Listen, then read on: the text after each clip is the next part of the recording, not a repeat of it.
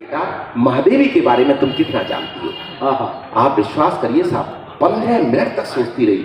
बोले अंकल मैं कंफर्म तो नहीं हूं, पर मुझे लगता है कि महादेवी श्रीदेवी की बड़ी बहन का नाम है। ये स्थिति है।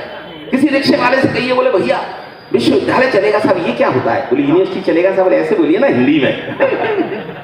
तो साहब हाई स्कूल और इंटरमीडिएट में आपने भी ऐसी परीक्षा दी, हमने भी ऐसी परीक्षा दी। हम उसमें क्या करते थे, 4-5 कवियों की जीवनी याद कर लेते थे। उसमें से एक कवि की जीवनी पेपर में फंस जाती थी। दूसरे दिन हिंदी की परीक्षा होनी थी, उसे किसी कवि की कोई जीवनी याद नहीं हुई। तो उसने उन कवियों की जीवनी की नकल तैयार करी और उसे शरीर के प्रत्येक हिस्से में छुपा लिया। अब उसे यह भी याद नहीं रहा कि उसने कौन सी पर्ची कहां छुपा ली। उसके लिए भी उसने एक सूची तैयार कर ली, एक पर्ची तैयार कर ली। अब देखिए वो पर्ची पकड़ेगी, रचना पढ़ता हूं, आनंद आएगा आपको। बोर्ड की परीक्षा का सालाना सत्र हिंदी का आया प्रश्न पत्र। सभी परीक्षार्थी पेपर हल कर रहे थे, कुछ अकल से और कुछ नकल कर रहे थे। तभी एक छात्र ने छोटी सी पर्ची लाया, उसने उस छात्र से पर्ची को छुड़ाया और पर्ची को पढ़कर तो उसके छक्के छूट गए। हिंदी के कवियों के भाग्य फूट गए। उस पर्ची में लिखा था कि कबीरदास जी मोजे में, सूरदास जी वहां में। ताली बजनी चाहिए थी।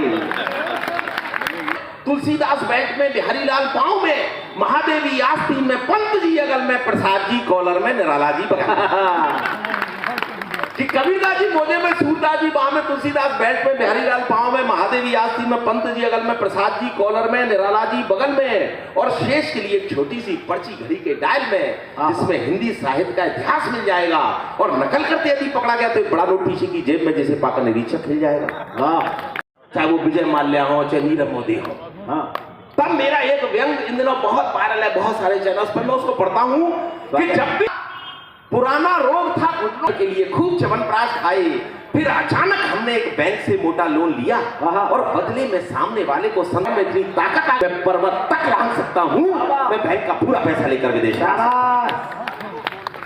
देखिए खाने पीने की मौका नहीं मिल पा रहा है। मेरा एक प्रसिद्ध व्यंग, और मैंने उस पर पूरे देश भर की स्थितियों को रेखांकित किया और उसके बाद मैं अपना स्थान ग्रहण करूंगा। और मुझे लगता है कि आप मुझे तालियों से विदा करेंगे कि हमारे एक मित्र खाने की प्रतियोगिता में लगातार 20 साल से फंसा रहे हैं। 20 आदमियों का खाना अकेले ही खा रहे हैं। एक दिन हमने उनसे कहा कि मित्र आश्चर्य है, महंगाई के दौर में भी तुम इतना खा रहे हो, वास्तव में खाने की दौड़ में तो बहुत आगे जा रहे हैं। हमारी बात को सुनकर भी उदास हो गए। पहले कुछ दूर खड़े थे मगर पास हो गए। बोले अरे हम कहा, कुछ हमसे भी अधिक खा रहे हैं और इतना खाकर भी बड़े मजे से पचा रहे हैं, क्योंकि भैया यह स्वतंत्र भारत है, यह खाने की सब में आदत है। वाह वाह, क्यों खा रहे हैं पंडित, पुराण खा रहे हैं।